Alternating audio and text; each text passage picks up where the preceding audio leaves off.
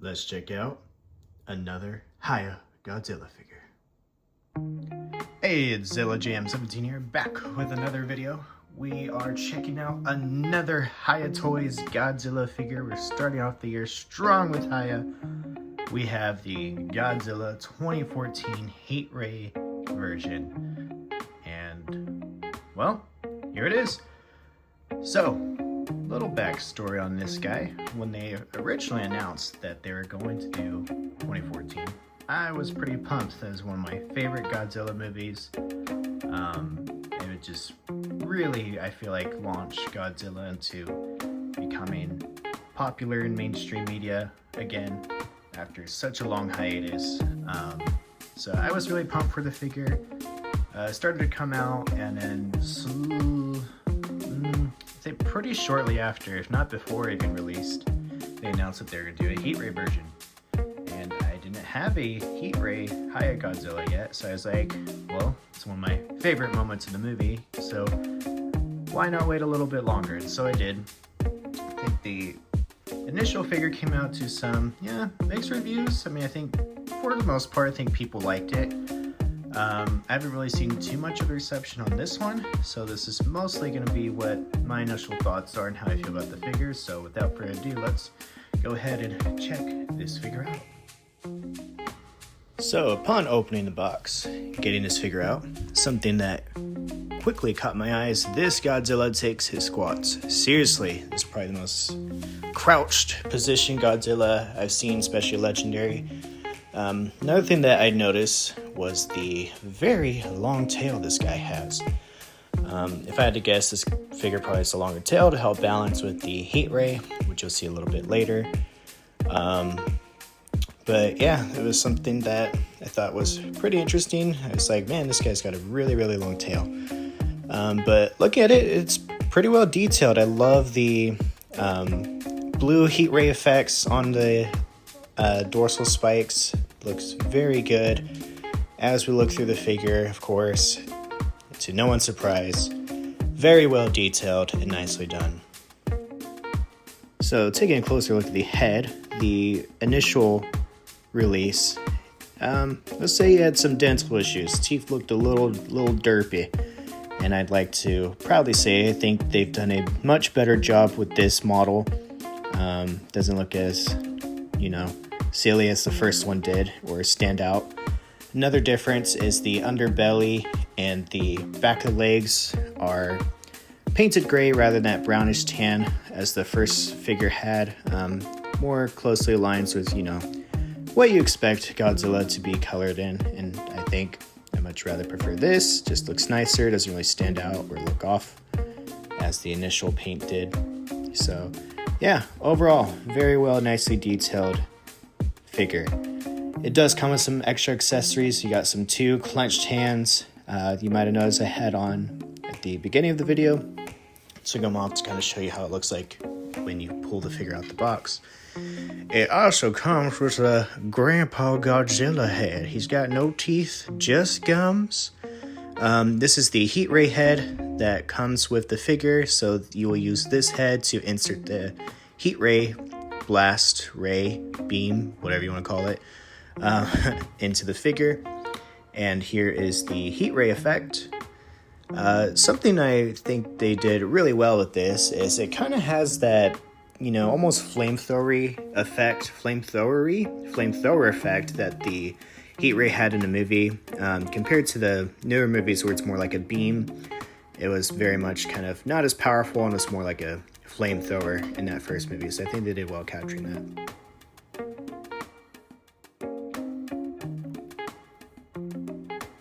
So now on the articulation side of things, it's pretty standard Legendary Godzilla articulation. Not a whole lot of head movement. You can kind of swivel it to left and right. Not a whole lot of range going up and down. The arms are pretty standard. Nothing too crazy here. Again, it's kind of what you expect from these HIYA Legendary figures. So, nothing super mind-blowing here. The legs, as I noted when you first get it out, he's in that crouch position so that you can actually make him stand up more upright. I do it by pushing the thigh back and pushing his bottom half of the leg a little bit forward as much as I can, like this. Push the feet up. So now he's a little bit more standing upright compared to being crouched. We're doing a little squat, Godzilla squat. So this is how he looks standing upright.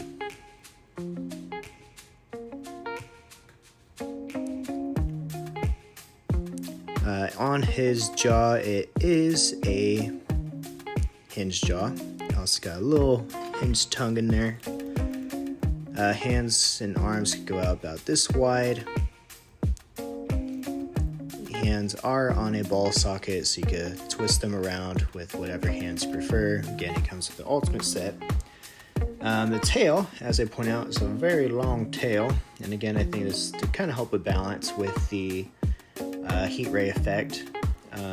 As you can see, it has a pretty decent amount of articulation. You can do some nice range of movement here with the tail.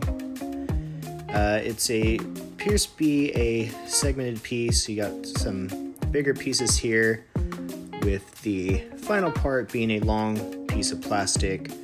I had thought it was bendy wire, but I think it's just loose plastic at the end. Yeah, it doesn't really bend like you would expect in a bendy wire plastic, but that's fine because I usually prefer non-bendy wire figures. So yeah, articulation-wise, pretty standard legendary Godzilla.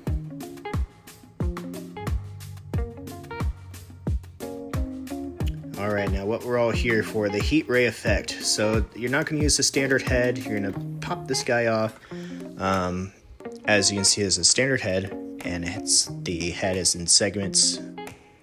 You're just going to place these on. They usually tend to fall off when you take the head off, but it's alright, just kind of place it back on. You're going to get the Grandpa Godzilla heat ray head and just pop it right onto the socket. And now you got the exclusive HIYA Grandpa Godzilla. So once you have the heat ray head on, you're going to place the heat ray effect in. You want to make sure this piece is standing upright like this. Just pop it into the head, and now you have your Heat Ray 2014 Godzilla. And something you might notice, does tend to slouch over with the weight of the heat ray, and again, I think that's why you have this extra long tail. It's to help him balance up with all that powerful energy that he's shooting out. But yeah, I think it looks pretty dang good. I'm excited to have this on my shelf with the heat ray effect on, so long as, space and other figures allow it. But I think it does a pretty well job of representing a 2014 Heat Ray Godzilla. Alright, now here's 2014 Grandpa Godzilla standing next to the 2019 King of the Monsters HIYA Godzilla. Now that I see them both side by side here, I'm actually going to take this off. We're going to put the standard head on, so that way the comparison doesn't look too silly. So yeah, as you can see, definitely a size difference, which isn't surprising, and it's nice that they put that detail into the sculpt, because we do know that since the first 2014 movie, Godzilla's gotten quite bigger.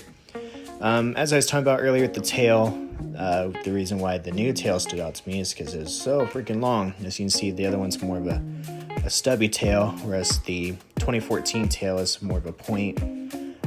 But again, I'm sure it's there to help out with the sculpt with the heat ray. But yeah, I think they did pretty well with the proportions of the figure.